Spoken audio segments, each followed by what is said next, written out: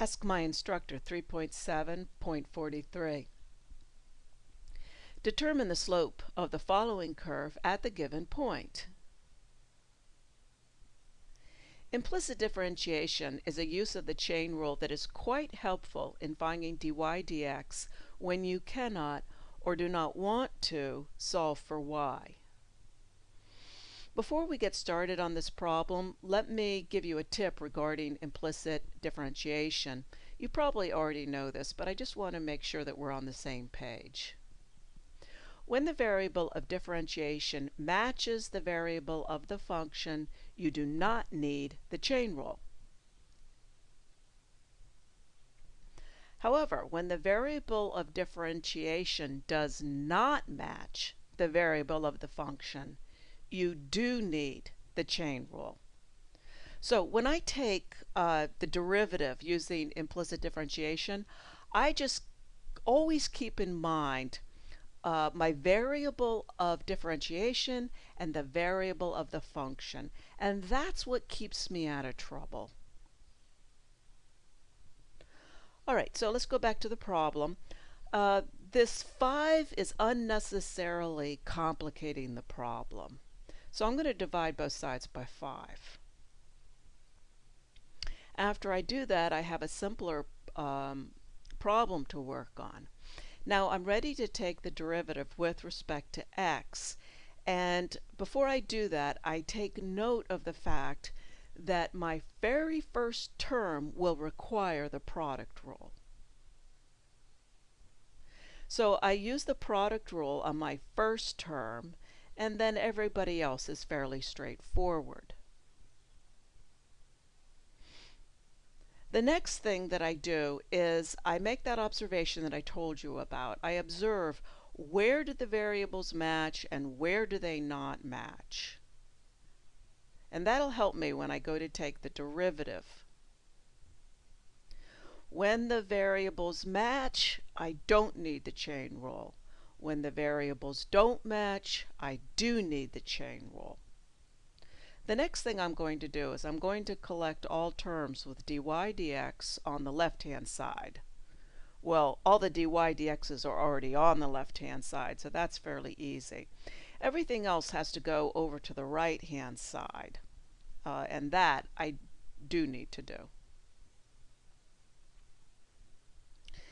After I've done that, I factor out the dy dx, and the reason for doing that is I'm trying to solve for dy dx.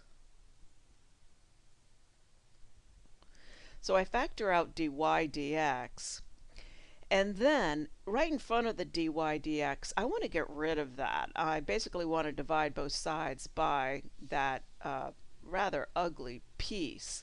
I can't really do that though until I get a common denominator. So I get a common denominator and then I add. And I'm now ready to divide both sides by the piece that's in front of dy dx. So I divide both sides by the piece that's in front of dy dx, and I got dy dx all by itself. Wow, that's great. Now we got a little bit more cleanup to do. I'm going to bring the y to the 1/3 into the parentheses.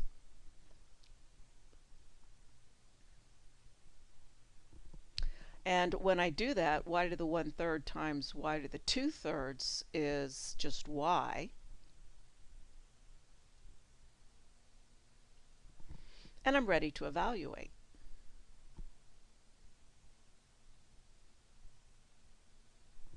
I put a 1 in every time I see an x. I put a 1 in every time I see a y.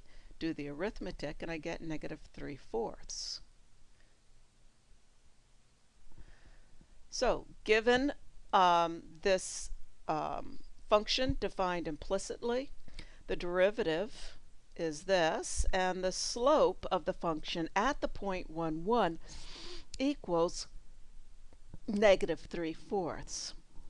Now, the way that I've done it, we can find the slope of the function at every point You don't need to do it the way that I just did it. Let me show you another way that's a little bit easier. Remember when we were here, we had already taken the derivative. We'd used the product rule and the chain rule and all like that. And then I had us to solve for dy dx. Well, before you solve for dy dx, what you could do is go ahead and evaluate at this point. That makes, if you're not very strong in algebra, or you're just in a hurry, um, this is a good technique to use where you don't solve for dy dx until after you've done your evaluation. So evaluate the second line at the point 1, 1. And so now, instead of dealing with a bunch of letters, you're dealing with numbers. And it's usually easier to deal with numbers rather than letters. So I have a third of dy dx plus a whole dy dx. And so that's going to be 4/3 of dy dx. So 4/3 of dy dx is equal to -1. And then